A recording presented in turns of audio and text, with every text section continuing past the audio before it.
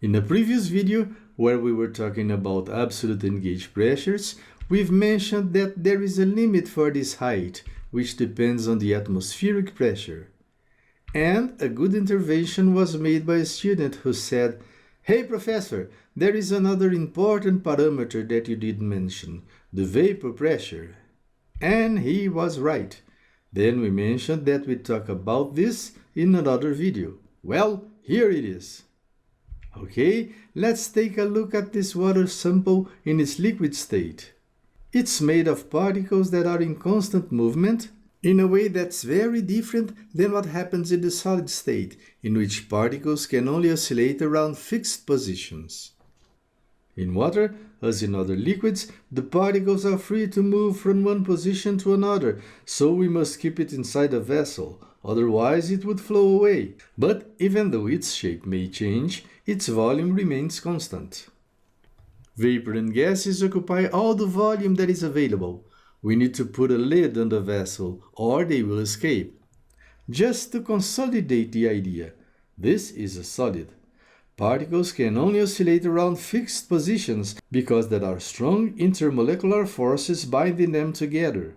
When those forces aren't so strong, particles are able to move to different places, in which case we have a fluid. If the forces are strong enough to keep the fluid volume approximately constant, we have a liquid. In a liquid, particles are changing positions all the time, and its shape is imposed by the shape of the vessel. If the forces aren't strong enough to keep its volume constant, we have a gas or a vapor. Vapors and gases occupy all the volume enclosed by the vessel, which causes their shape to change accordingly. Here they are, solids and fluids, which can be liquids, gases, or vapors, as we've seen. Now, let's consider this water volume inside a vessel. When we heat it, vapor bubbles are formed. Why does this happen? To explain it, we use the kinetic molecular theory. As we've seen, according to it, water is formed of particles which are constantly moving from one place to another, having a certain amount of kinetic energy. The higher the energy, the higher the velocity of the particles will be. We could say that temperature is a way to measure this energy. The higher the temperature, the higher the kinetic energy of the particles will be. There will be situations in which a particle can overcome the intermolecular attraction forces and escape from the liquid state to the vapor state. In fact, this will happen to many particles. They will escape to the atmosphere.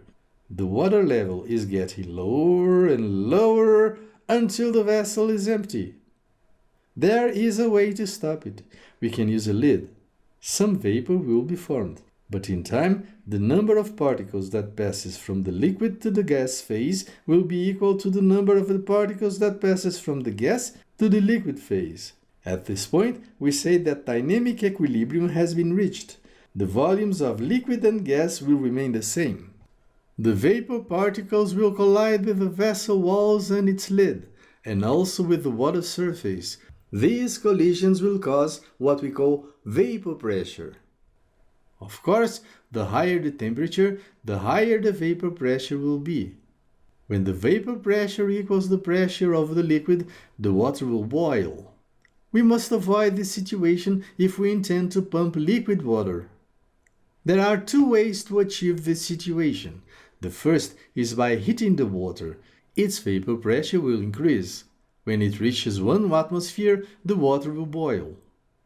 The other way is by reducing the pressure over the water surface. When it becomes equal to the vapor pressure, the water will boil. Now we can turn back to the first question of this video.